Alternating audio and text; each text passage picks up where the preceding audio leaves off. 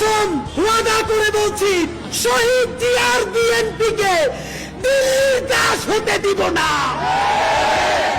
জামাতে ইসলামী স্পষ্ট মনে রাখেন, সাইদি নিজামীদের জামাতকে ভারতের দাবিদার হতে দিব না। এনসিপির ভাইয়েরা মনে রাখো, শত শত জুলাইয়ের রক্তের মধ্য দিয়ে নেতা হইছো তোমরা।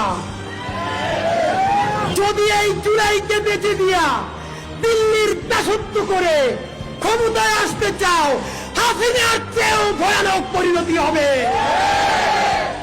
আল্লাহর কসম ওয়াদা করে বলছি, আপনার যেই সন্তান কবরে গেছে, তাদের আরো যদি 100 ভাই মাটির উপরে থাকে, সেই 100 সন্তান ইনকিলাবের কর্মীরা। ইনকিলাব মঞ্চের অন্তত একটা কর্মীও বেঁচে থাকতে খুনি